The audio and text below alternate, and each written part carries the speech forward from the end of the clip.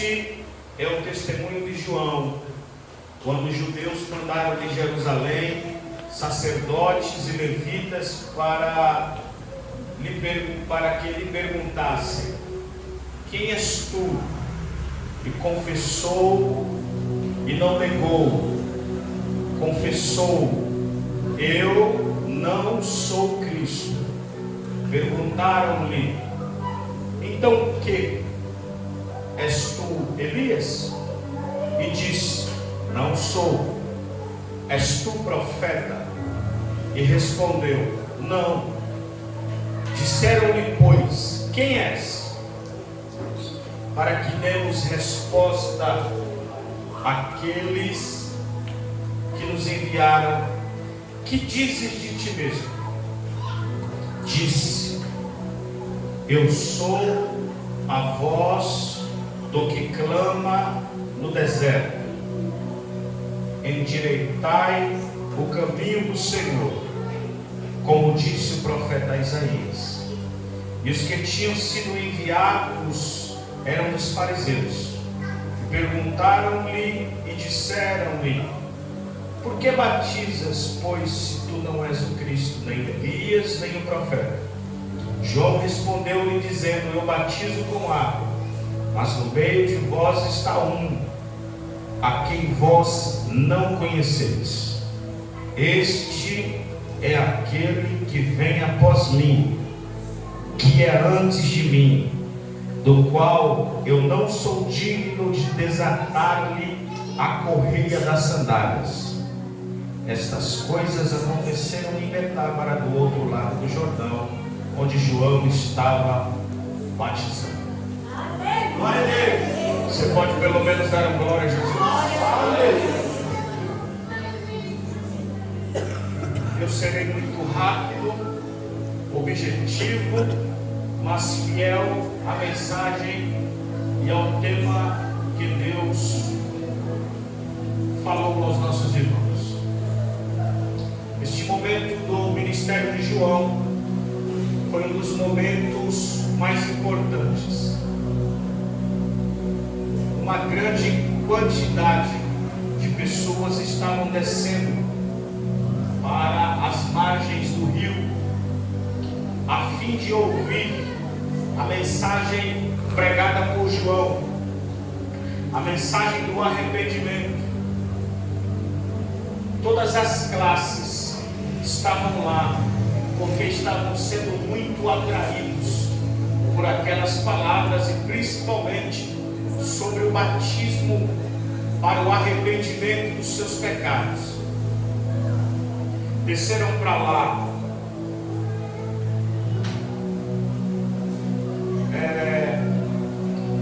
homens que cobravam impostos, desceram para lá soldados.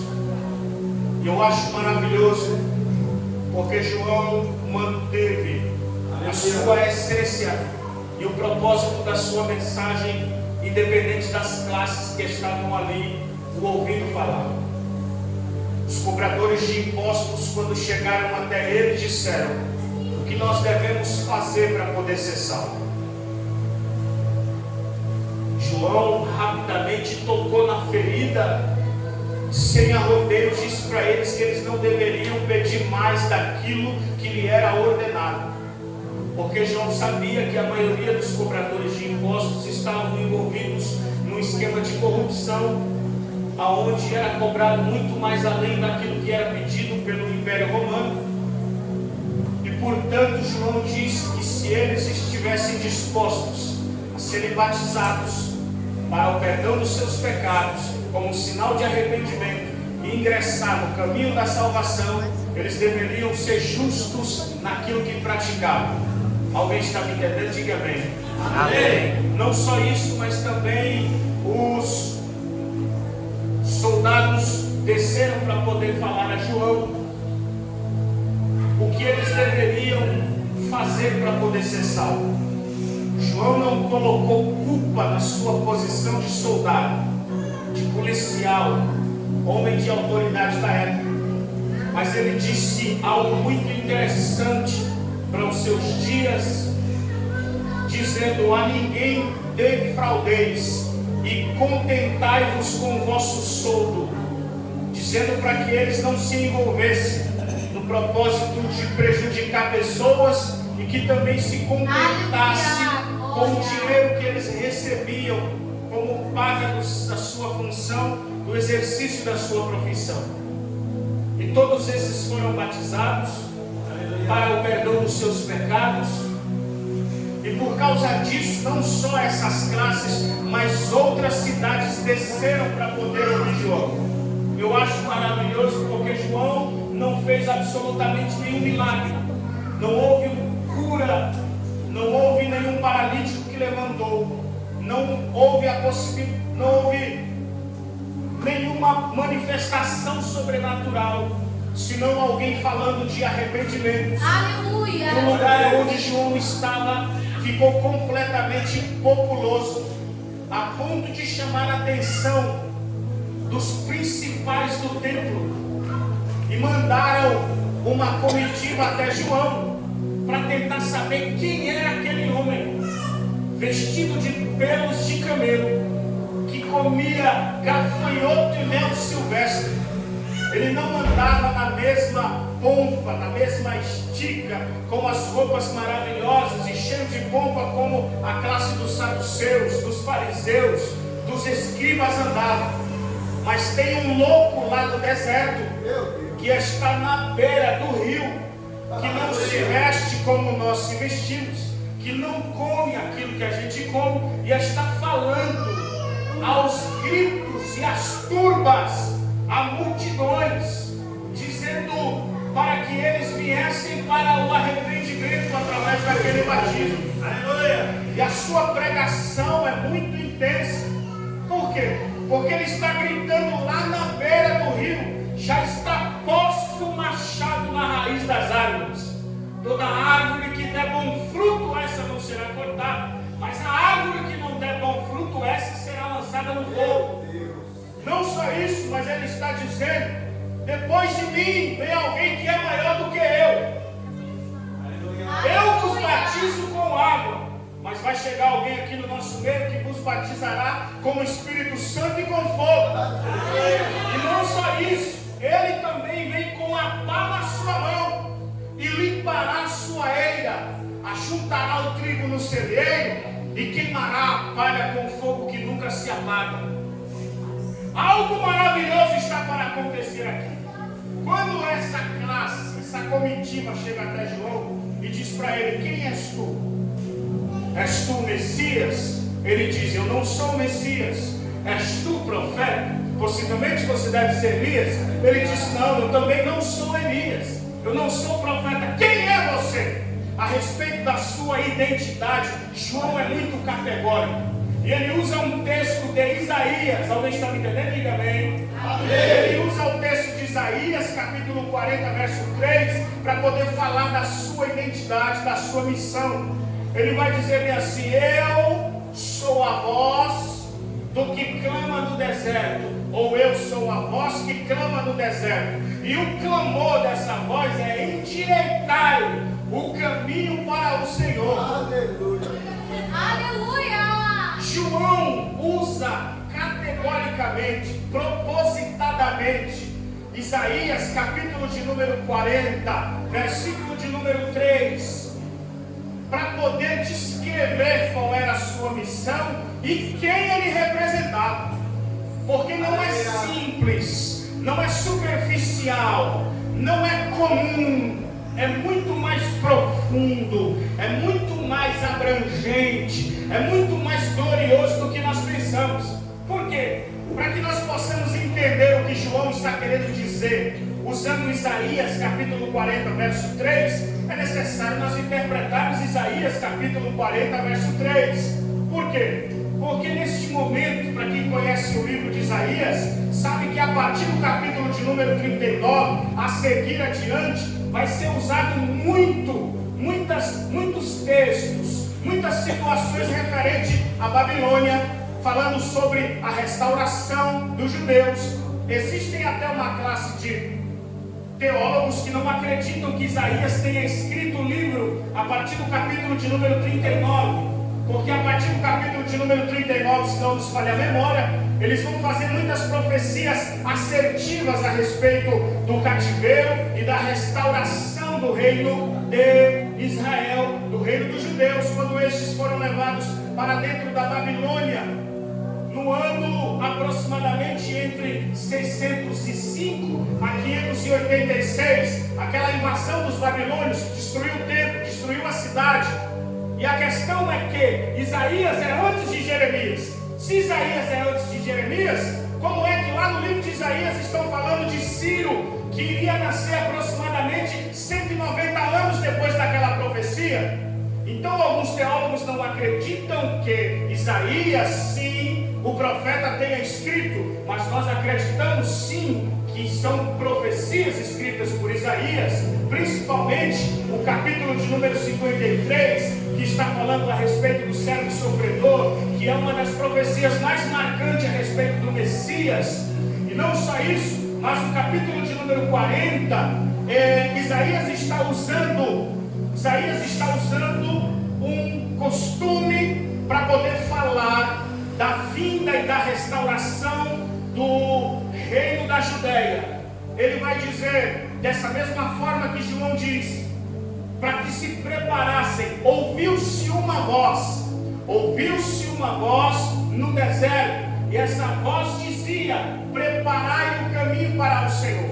A ideia de Isaías era uma ideia de um costume babilônico e dos reis antigos. Todas as vezes que um rei, um imperador, iria fazer uma viagem para uma cidade, para um outro país ou para qualquer lugar que seja, existia uma comitiva, algumas pessoas que trabalhavam no reino, que iriam à frente do rei, preparando o caminho. Por quê? Aqueles dias não era como hoje. Hoje nós temos estrada para o mundo inteiro, mas naquela época não era assim. Existiam lugares inacessíveis, e aqueles homens tinham a responsabilidade de ir preparando o caminho para a passagem do rei. Eles abriam estradas, eles construíam pontes, existem até situações em que eles conseguiram nivelar montanhas, tudo certo para que o rei passasse. Então, antes disso passava um pregão, antes disso passava um mensageiro, convocando esses trabalhadores, dizendo: vamos preparar o caminho para o Senhor, porque Ele já está se organizando para poder iniciar a sua viagem. Então um mensageiro passava conclamando os trabalhadores. Logo após esse mensageiro passava, os trabalhadores se organizavam e eles sabiam qual era a rota do rei. Sabendo qual era a rota do rei, eles iriam preparando os caminhos, endireitando as veredas, iriam aplanando para que o rei não tivesse nenhum problema para poder passar. A ideia de Isaías capítulo 40, verso 3, é mais ou menos essa aqui: que todos os judeus estejam preparados, porque nós já estamos para voltar para dentro de Jerusalém. Uma voz já foi bradada no deserto: endireitai o caminho do Senhor. A ideia de Isaías é mais ou menos essa: o tempo do cativeiro já está para concluir, o pregão já passou, o arauto já passou, convocando os trabalhadores do reino para poder preparar o caminho. E esse rei que vem à frente do seu povo, nos conduzindo de volta para Jerusalém, é o Deus de Israel. Nós somos o seu povo, então preparai o caminho do Senhor. A ideia era mais ou menos essa daqui: nós já estamos para ser repatriados, Jerusalém já está próxima de ser restaurada. Então quem ouvisse essas palavras aqui, saberia que já estava às portas de uma grande manifestação, de um grande mover dentro do reino. Quando os fariseus chegam até João e vão dizer bem assim: ei, quem é você, rapaz? Se você não é o Cristo, se você não é o profeta, o que é que você é? João rapidamente se arma e vai dizer para ele qual é o papel do rei. Eu não sou o Cristo, porque ele é o rei. Eu também não sou o profeta. Quem é você? Eu sou só uma voz que clama no deserto.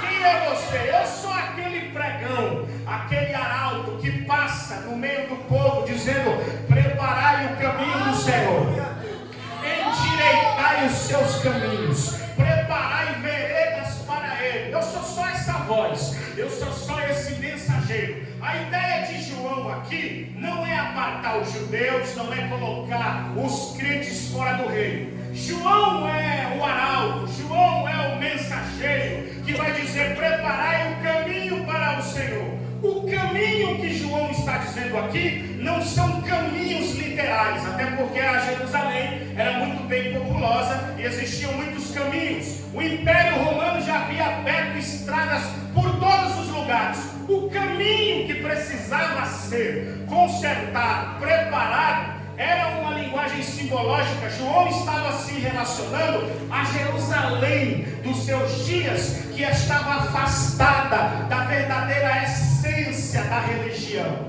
Eles eram muito religiosos, mas estavam afastados do espírito da verdadeira religião. Existiam facções, grupos políticos ministeriais, o povo estava desviado. Existiam dois sumos sacerdotes quando Deus constituiu apenas um. Existia um shopping center dentro do templo da casa de Deus. A corrupção, a iniquidade, os pecados, as transgressões, as muitas problemáticas estavam acontecendo dentro de Jerusalém naqueles dias. Então João vem dizendo bem assim: eu sou a voz que clama no deserto, se preparem, se endireitem, porque o rei está chegando aí.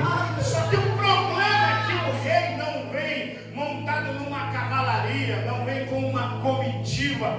O rei que João está falando, ele não vem com uma grande equipe, como os imperadores, como Alexandre o Grande chegou às portas de Jerusalém depois de ter vencido inúmeras batalhas. Ele não vem como Ciro, ele não vem como Nabucodonosor, ele não vem como os imperadores e os reis da Síria que chegaram pomposos na porta de Jerusalém. Ele chegou na cidade de Belém, no meio de uma estribaria, junto com Maria, junto com José, e ali ele nasceu. Foi para, glória seja dada ao nome de Jesus, ele foi para Nazaré, ali ele cresceu. Quando ele entrou, ele estava sentado num jumentinho, aonde todos colocavam palmas nos seus caminhos e gritavam: Hosana, bendito aquele que veio em nome do Senhor. Ele veio manso, ele veio humilde, glória seja dada ao nome de Jesus. Ele veio como um cordeiro. Até o próprio João, em determinado momento da sua história, a sua cabeça entrou em parafuso, porque João também pensava que esse rei viria para poder sacudir o jugo babilônico, o jugo romano, que esse rei iria montar um exército, e daqui a pouco ele ia desbaratar, restaurar o reino a Davi. Isso diz por causa da sua pregação. A pregação de João não está errada, a pregação de João está certa, mas a pregação de João tem uma conotação escatológica. João pregou muito a respeito do leão que virá no capítulo de número 19. Glória ao nome de Jesus. A parousia, a vida presencial. A sua primeira vida não é para guerra, a sua primeira vida é para redimir, para comprar, para poder restaurar aquilo que havia sido destruído por causa do pecado. É por isso que quando ele está na prisão, a mente dele entra em parafuso, e ele pega dois dos seus discípulos, envia até Jesus e manda perguntar: és tu aquele que havia de vir, ou nós estamos esperando outro? Se eu estivesse do lado de João, eu iria dizer: João, mas quando você estava com ele lá no Jordão, você mesmo viu os céus abertos, uma voz que desceu do céu dizendo: este é o meu filho amado em quem me compraz. Você mesmo viu o Espírito como forma de pomba descer sobre ele. Você ouviu a história da sua mãe, que quando a prima dela chegou na sua casa, você saltou de alegria dentro do seu ventre por causa da sua presença. E por que agora tudo isso, João? Quando eles chegam até Jesus, Jesus ouve aquelas palavras, e a história nos diz que Jesus ouviu todas aquelas palavras pacientemente, curou, ele limpou leprosos, ele deu visão a cegos, ele restaurou a audição de muitos que estavam estavam ali e mandou um recado: vai até João e diga para ele que os cegos estão vendo, os coxos estão andando. Oh, glória seja dada ao nome de Jesus. Aos pobres são anunciados o evangelho do reino de Deus. E diga mais, diga para ele que bem-aventurado aquele que em mim não se escandaliza. Diga isso para João. Quando os mensageiros de João saiu, ao invés de Jesus fazer igual alguns crentes que existem dentro da igreja, falar mal de João diferente, quando aquelas pessoas saíram, aí que Jesus resolveu falar bem. Por quê? Porque a conotação, o questionamento de João dentro da prisão coloca o ministério de João em xeque, mas coloca o ministério de João em dúvida. Mas a questão é que o ministério de João está atrelado ao ministério de Jesus. Se o ministério de João entra em declínio, entra em descrédito, rápido de Jesus também. Então Jesus sabe que João é homem, sujeito às paixões e às problemáticas da vida, entende que ele está passando por um vale, por um momento doloroso, por um momento de dificuldade, por estar preso. Então ele vai fazer o quê? Quando os mensageiros saem, ele vira para aquela multidão que está com ele e diz para aquele povo dessa forma: o que é que vocês foram ver no deserto? Vocês foram ver uma cana agitada pelo vento? É claro que não. Vocês foram ver um homem vestido de vestes festivas? É claro que não. Vocês foram ver um profeta. E eu quero dizer mais, ele é muito mais do que um profeta. Entre os nascidos de mulher, ele é o maior do nosso meio. Mas o menor no reino de Deus é maior do que ele. Quem é esse? Esse é a voz que clamou no deserto: endireitai o caminho para o Senhor. A ideia de João Batista era que toda Jerusalém deveria estar disposta a receber o Filho de Deus. Toda Jerusalém deveria estar preparada para receber o Senhor. Toda Jerusalém deveria estar preparada para poder receber o Cordeiro de Deus que tira o pecado do mundo. Mas o problema é que ao invés de o receber, eles os expurgaram, eles os perseguiram, eles tentaram matar. Naquele momento em que levaram ele até um precipício, queriam precipitar dali, a Bíblia diz que houve um momento em que Deus teve que dar o próprio livramento para o seu próprio filho, senão matariam ele antes da hora. Ele de uma certa forma passou no meio de todos e desceu para uma terra onde ele deveria ser recebido. Nessa mesma terra onde ele deveria ser recebido, uma outra classe de pessoas chamaram ele para uma reunião e disseram: vai embora daqui, porque Herodes está querendo matar. Jesus era muito cabra macho e disse para eles dessa forma: eu vou permanecer aqui hoje, amanhã e só no terceiro dia serei consumado. Manda um recado para aquela raposa e diga para ele que ele não tem mais autoridade do que o meu pai. Ele está querendo que eu vá embora hoje, mas o meu pai já predeterminou antes da fundação do mundo que eu vou permanecer aqui hoje, amanhã e só no terceiro dia é que eu serei consumado. Levante a mão que eu quero liberar uma palavra de Deus para a sua vida. Não existe anjo no céu, não existe homem na terra, não existe ninguém na esfera ministerial, espiritual, que possa determinar os tempos, os dias que Deus determinou para a sua vida.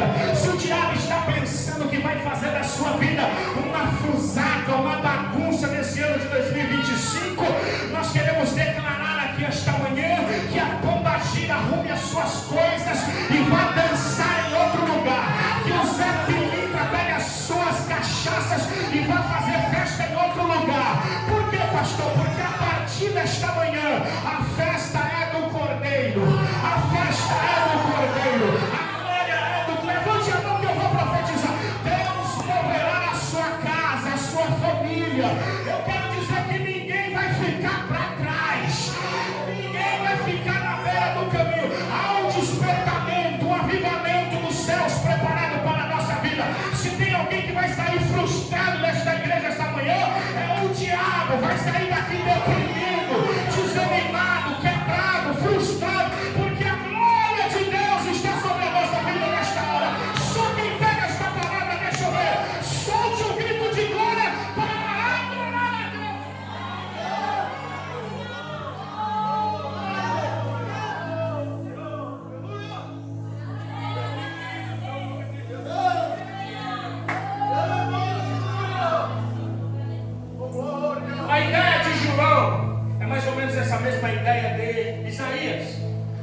preparai o caminho para o Senhor. O caminho é o povo. O caminho é Jerusalém. Se prepare, porque o Filho de Deus está vindo aí. Se prepare, se arrumem, se acertem, estejam preparados. Oh irmão, quando Jesus chega dentro do templo, ele vê um shopping center da pior qualidade que existe. Por quê? Porque existe uma problemática muito séria. Lá tem compradores, lá tem vendedores de ovelha, compradores de animal, lá tem cambiadores, homens que tinham a responsabilidade, porque as moedas de fora não corriam dentro do templo. Os judeus que vinham de fora para sacrificar deveriam fazer o câmbio, comprar a moeda que corria dentro do templo, para poder comprar as coisas do templo. Eles não recebiam moedas de fora porque eram moedas pagãs. Eles não queriam nada consagrado a deuses dentro do templo, e portanto eles se aproveitavam disso para implantar uma corrupção, para poder comprar uma moeda do templo. O judeu de fora deveria investir 3. Eles vinham de cidades, eles vinham de lugares, de países, carregando as ovelhas, carregando os animais para poder sacrificar. E lá estava um miserável de um levita corrompido, desviado, que só de olhar para a ovelha já dizia assim: essa aí está reprovada, não tem como oferecer. Mas do lado já tinha um outro desviado com uma gaiola de ovelhas ou qualquer coisa que seja aprovadas. E então aquele homem perdia a sua ovelha, mas rápido tinha alguém do lado para poder vender uma ovelha aprovada, que era uma ovelha comprada por baixo preço, banhada, descansada, e que seria vendida agora naquele momento. Eles se aproveitavam da fé e da religiosidade do povo. Existia uma malandragem muito grande, até quando o Filho de Deus chegou e preparou um azorrague, entrou dentro do templo da casa de Deus, meteu o pé em cima das mesas, colocou todo mundo para fora e evocou da eternidade, dizendo: a casa do meu Pai será chamada casa de oração por todas as nações, mas vocês têm feito delas um covil de ladrões. Levante a mão que eu quero liberar uma palavra de Deus. Jesus conhece toda a maracutaia, Jesus conhece toda a malandragem. Se o diabo está pensando que vai nos vencer com corrupção, com maldade, com politicagem, com ciúmes, com perseguição, com pessoas tentando colocar impedimento, que ele pegue as suas coisas e bata em retirada esta manhã, porque o Espírito Santo vai aplanar os seus caminhos. A marcha da sua família será triunfal, e não vai ter macumba, não vai ter olho gordo, não vai ter inveja, não vai ter disse que me disse, que possa impedir o plano e a obra de Deus preparada para a sua vida. Só quem pega esta palavra esta manhã, dê um grito de glória mais alto que você pode.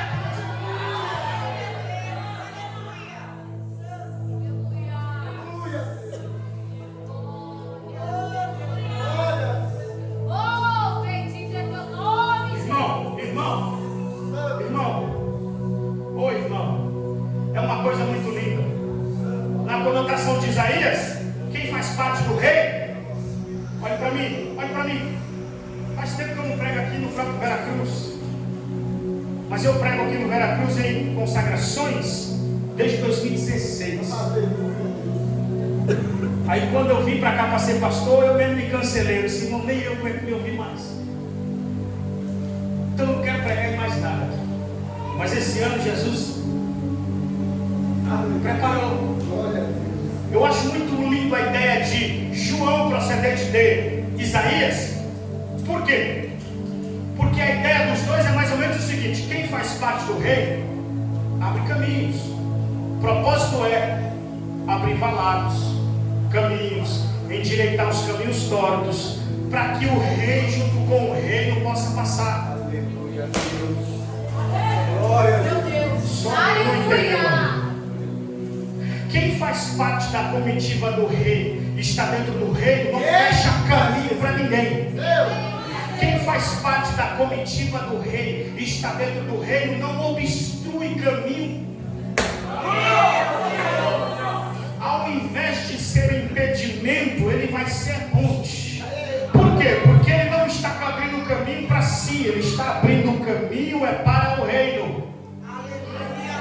Então todo mundo que faz parte do reino tem uma pá, tem uma enxada, tem alguma coisa. Onde há um impedimento em que o rei não possa passar, ele vai abrindo.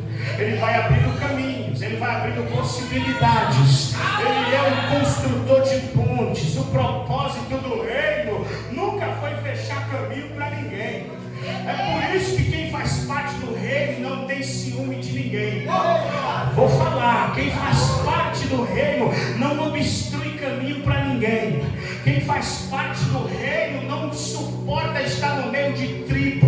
Quem fica no meio de tribo não suporta o reino, porque o reino abre a porta para todos e a tribo quer se fechar entre poucos. Então eu faço parte do reino que abre caminhos para o rei passar. Quando eu abro caminhos para o rei passar, eu abro caminho para essa nova geração de obreiros, para essa nova geração de jovens.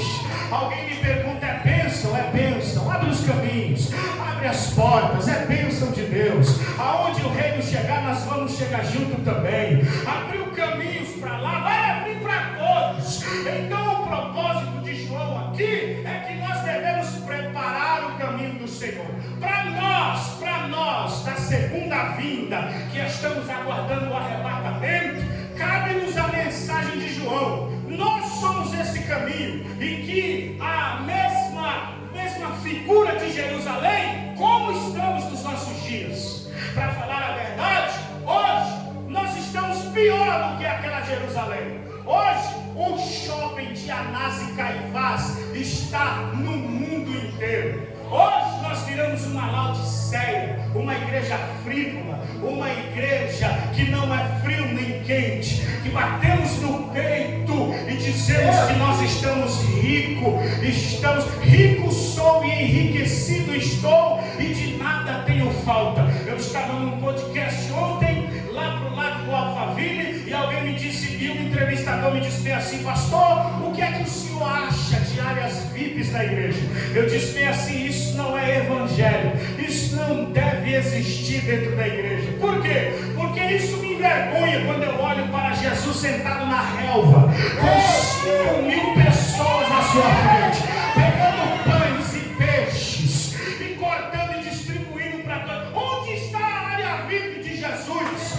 Onde está a área VIP de Paulo, que passou por aflições e dores em toda a sua vida? Não existe isso. O problema é que as pessoas estão querendo elitizar o evangelho, estão querendo criar classes, colocar a classe rica ali, a classe dos que dizimam aqui, a classe dos que ofertam mais ali. Jesus não fez nada disso. Quando ele estava no gasofilácio, ele viu muito bem que os ricos ofertavam daquilo que lhes sobejava, mas veio uma mulher que tinha um quadrante romano, não era nem uma moeda inteira, irmão, era uma moeda de 5 centavos cortado no meio, e cada pedaço valia um pouco. Ela tinha 3 partes dessa moeda e jogou dentro do gasofilácio. Quando bateu no fundo, subiu diante da eternidade. Ele disse, esta mulher ofertou tudo aquilo que ela poderia ter. O evangelho não é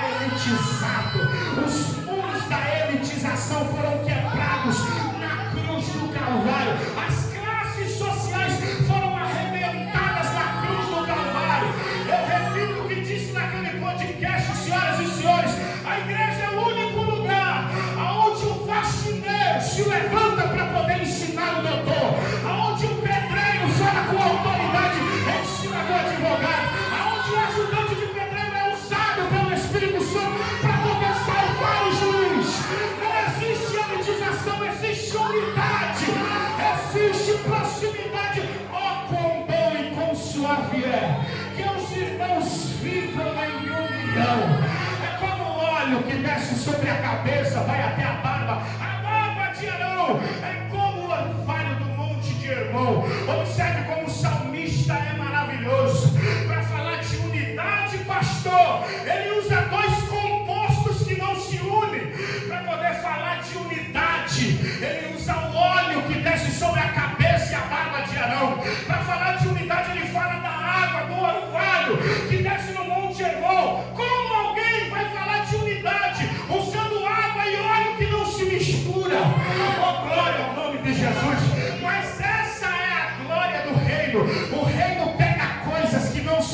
cura. Coloca todo mundo junto. Manda o Espírito, que também é o óleo, que também é o referencial da água, e traz unidade sobre a igreja. A igreja não está separada por classes. A igreja está unida pelo sangue de Jesus, pelo sacrifício da cruz do Calvário. Quem faz parte desta igreja? Levante a mão e solte o grito de glória para a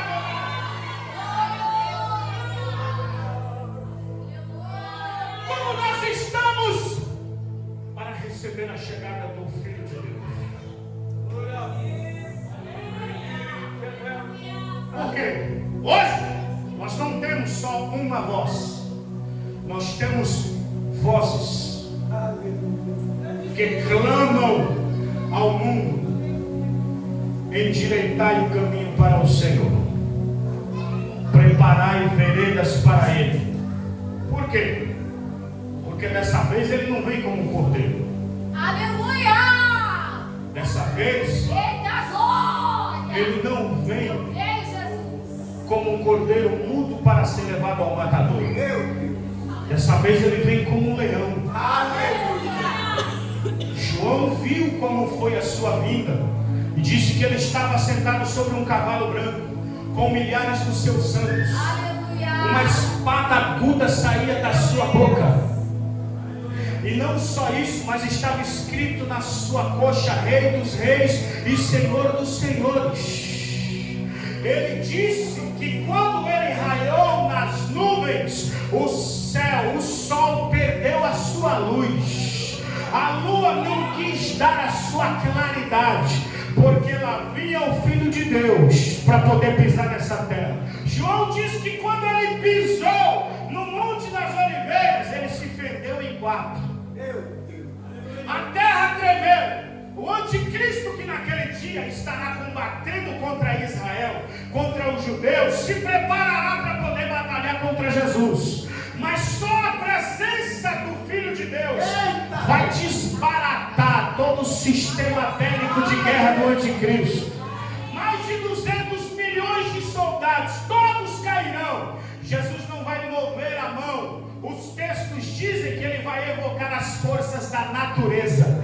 As forças da natureza, chuvas torrenciais, haverá saraivas de fogo. A própria natureza vai combater contra os soldados do anticristo, vai combater contra o falso profeta e contra todos aqueles que estiveram contra o Cordeiro e os seus santos. Paulo diz que com o sopro da sua boca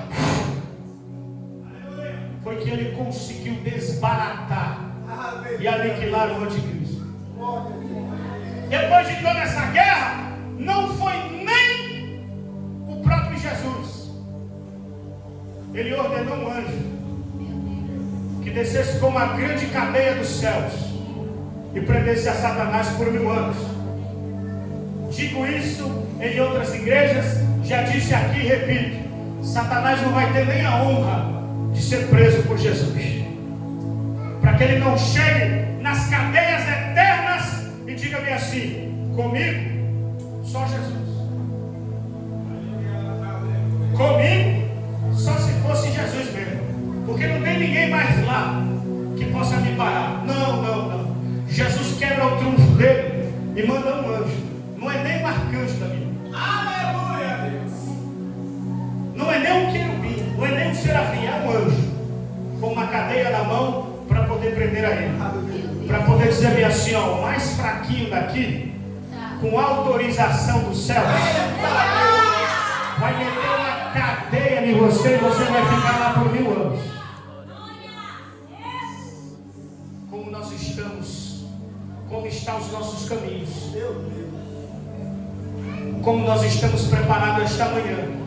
Talvez você veio aqui essa manhã só vir para um rito religioso, porque o seu líder, a sua mãe pegou no seu pé para poder vir. Mas eu queria colocar você dentro de um avivamento aqui esta manhã. Eu queria que você olhasse para dentro de si, e como nos dias de João Batista estivesse ouvindo aquelas palavras: endireitai o caminho do Senhor. Nós não fazemos parte dessa elitização, desse relativismo religioso pecaminoso que nós estamos nos nossos dias. Nós precisamos ser um povo santo, crente, aguardando a vinda do Senhor Jesus.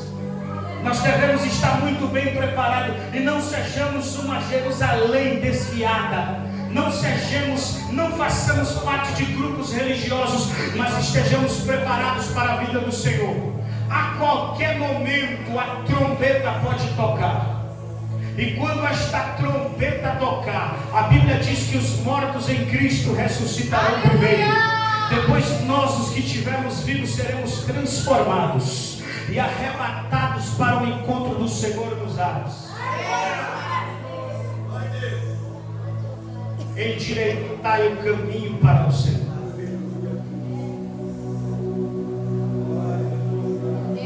Eu queria que esta manhã você olhasse para dentro de si. E como estão os caminhos do teu coração? Como estão os caminhos da tua alma para a chegada do Filho de Deus? Como está o teu interior? Como está essa mente? Como está o seu coração? Há caminhos para Jesus dentro da sua alma? Ou a sua mente está envolta e afogada no pecado, em cobiças, em contendas, em pornografia e em muitas transgressões dessa vida? Há caminhos no seu coração preparados para o Senhor? Ou nós estamos aqui apenas numa estética religiosa? Nós estamos aqui cumprindo só uma obrigação. Nós viemos aqui só para ninguém pegar no nosso pé. Nós viemos aqui só para poder estarmos juntos uns aos outros, porque fulano é legal, porque ciclano é legal. Claro que não. Nós estamos aqui porque estamos fazendo uma pré-reunião para a grande reunião eterna que nós temos preparado. Não é ele, não é o A, não é o B, não é o C, sou eu.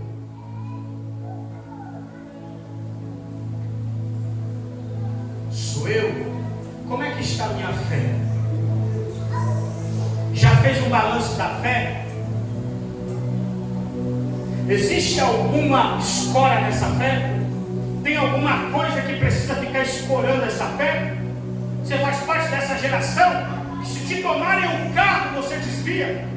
Se te tirarem da bateria, ou se te tirarem alguma coisa, você desvia, vai para o mundo, usar droga, beber cachaça, se prostituir.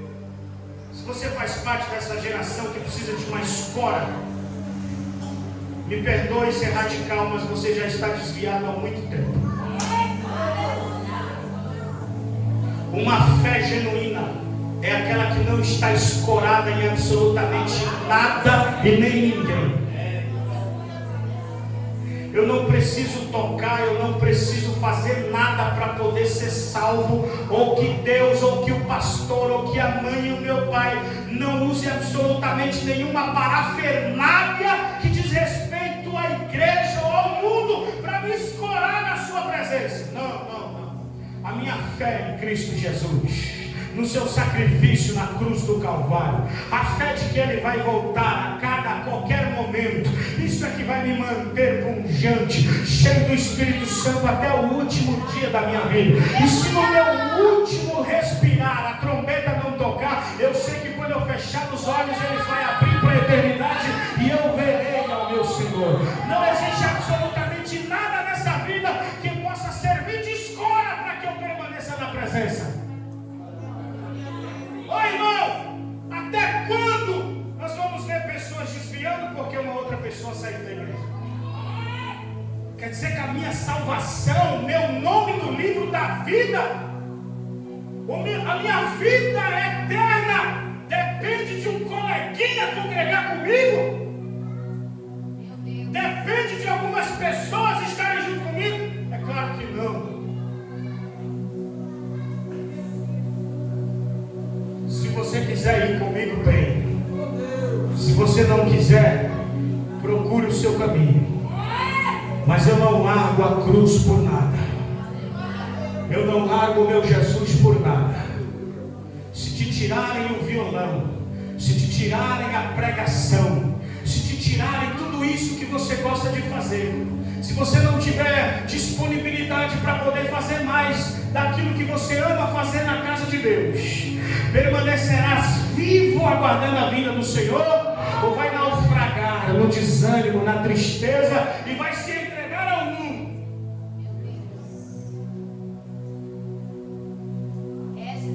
Nós estamos vivendo uma época em que a maioria de nós estamos escorados em algumas coisas. Estou escorado no Júnior, o Júnior está escorado em mim, que está escorado na esposa, que a esposa está escorada no irmão, e que o outro irmão está escorado nos outros. Sabe o que é isso? Casas mal edificadas. Porque uma casa bem edificada, ela é construída na rocha, que é Jesus. O pau pode quebrar, aconteça o que acontecer, eu não largo a cruz por nada. Esses dias eu fiquei sabendo que os meus amigos que eram do mundo na época estão chateados pelo testemunho que eu dei lá nesse podcast, e que pela bondade de Jesus bateu mais de 270 mil visualizações nos seus cortes. Ficaram chateados, por quê? Porque eles viram o progresso de Deus na minha vida aqui. E eles pensaram, se há progresso de Deus lá, ele não volta para cá. E eu fiquei maravilhado, porque depois de 15 anos, tinha alguém que estava me esperando ainda. Eu disse, manda ele desfazer as malas, arrumar outras malas e vir para cá. Porque eu não volto para lá de jeito nenhum. Glória seja dada ao nome de Jesus. Como estão os nossos caminhos? Como nós estamos preparados? Escute a voz de João Batista dizendo, eu não sou Cristo, eu não sou profeta. Quem és tu? Eu sou a voz que clama no deserto, endireitai o caminho para o Senhor. Quem é dessa época, ao ouvir essa frase, se arrepia, porque ele sabe que a comitiva do rei está passando, preparando o caminho. Nós que somos pregadores, professores, pastores, estamos com uma pá na mão, preparando os caminhos dos corações, preparando a terra, construindo pontes, entrando em lugares. Por quê? Porque já já o rei vem passando. Já já o rei vem passando, para poder tomar conta da face desta terra. Que esta consagração não seja apenas uma consagração, mas que seja a consagração do teu avivamento, jovem. Que você saia daqui disposto a ter uma nova vida cristã, a repaginar a sua ideia de cristianismo, estar preparado para a batalha. Deixa eu te dizer algo do fundo do meu coração. Eu não tenho pretensão de fazer de vocês, ou quem quer que seja, uma geração de cantores. Porque a maior ênfase é no ensaio. A maior ênfase é vem cantar. A maior ênfase é decorar o hino. A maior ênfase é vamos porque nós vamos cantar. Mas eu quero dizer a vocês que o cristianismo é muito mais do que cantar. Deus quer vocês como soldados preparados para a guerra. Moça, rapaz, Deus quer que você abra a boca com autoridade dentro daquela escola, dentro daquela faculdade, e que demônios caiam no chão pela autoridade que Deus depositará sobre as nossas vidas aqui esta manhã. Que o rapaz que te canta, que quer ficar com você, ao invés de te beijar na boca, ele seja constrangido pela autoridade do Espírito Santo que é sobre a sua vida. E que não dure muitos dias ele esteja cantando com você na mocidade, sem intenção de namorar com você, mas de se relacionar com o noivo, que é Jesus de Nazaré. Está na hora da gente bradar, ser um João na nossa família, nos lugares aonde nós estamos. Está na hora dessa juventude se armar e preparar. Não é cantando por aí afora que nós vamos impactar o reino das trevas. É pregando com autoridade, com unção. Pastor, mas eu não falo com você igual você. Quem disse que você precisa falar igual eu? E quem disse que você precisa ser igual eu? Basta que Jesus salva, que Jesus batiza no Espírito Santo e em breve voltará. Não há tempo mais para a gente se acovardar. Não dá mais para ser covarde de igreja. Não dá mais tempo para ser covarde. Nós temos uma postura aqui e lá fora nós temos outra. Seus jovens na sua escola, no seu curso, veem Cristo em você? Ou eles veem Satanás em você?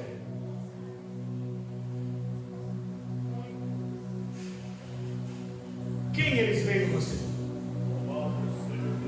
Você já teve autoridade para pegar um coleguinha de escola, estava passando mal, cheio de problema em casa, puxou ele para o canto e disse: senta aqui, senta aqui, senta aqui. O que foi? Deixa eu orar por você. Deixa eu ler uma palavra para você. Pode fechar os olhos aí, que o Espírito Santo de Deus vai tomar conta de nós aqui. Você vai ser curado agora. Você conhece Jesus? Você já foi na igreja? Vamos na igreja comigo domingo. Está faltando essa identidade. Está faltando isso para nós. Mas ao contrário, ao invés de nós fazermos isso, a gente se relativiza. O cara fala palavrão, você fala junto. A menina fala palhaçada, você fala junto. A maioria de nós aqui conhecemos muitas músicas do mundo e não decoramos 10 versículos bíblicos. A maioria de nós aqui sabemos falar na gíria, mas não temos uma linguagem sã. A maioria de nós aqui sabemos a escala do nosso time que vai jogar amanhã e não conhecemos aproximadamente nada a respeito da vida de Cristo. Eu sei que muitos de vocês já foram postos em mesas e defenderam o time de vocês. Defenderam as cores da camisa do time que você torce, mas nunca você falou com tanta veemência a respeito do Cristo que te salvou na cruz do Calvário. Você sabe daquilo que vai passar na minissérie, na novela, você sabe dos vídeos que estão viralizados, mas não conhece nada do evangelho que você faz parte. Até quando? Até quando Deus está querendo nos chamar para um avivamento? Deus está querendo nos desmascarar, arrancar a nossa capa, tirar de nós a nossa máscara e nos vestir com vestes reais de verdade.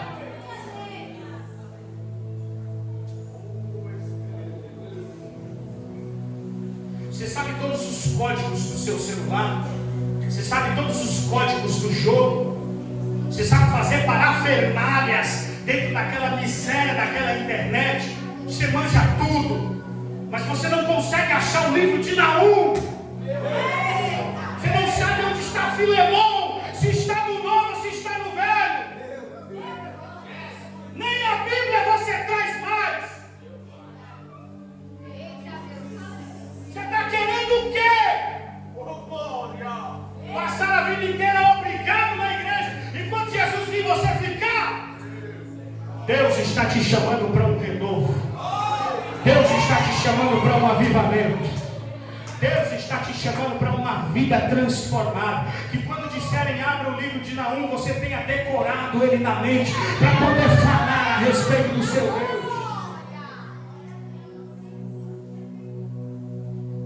Desculpe passar assim dando no horário, mas a gente faz parte desse povo que tem coragem de maratonar 5, 6 horas na frente de uma minissérie. Não tem coragem, suporte para passar 1 hora ouvindo um pastor. A palavra tem que ser rápida, resumida, sem muita explicação, sem muita falácia. Mas quando você para diante da Netflix, quando você para diante do TikTok, você passa 3, 4 horas e não te cansa. E um pastor te chamando para a salvação, isso é chato. Chato vai ser quando você chegar no inferno. E você vê pranto, ranger de dentes, fogo consumindo a sua alma. Isso aqui vai ser horrível.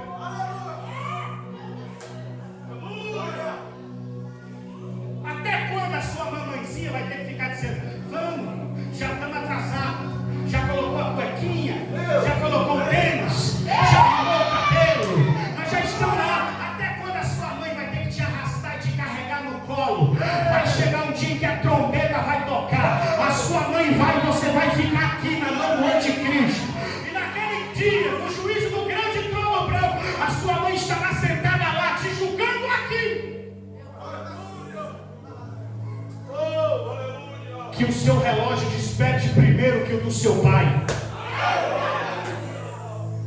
Que você esteja preparado antes da sua mãe. Que você seja um arauto dentro da sua casa. Quando eles estiverem acordando, você já está preparado, dizendo: estamos atrasados. Não é para a festa, é para a escola dominical, é para o culto de ensinamento, é para o estudo bíblico da palavra de Deus.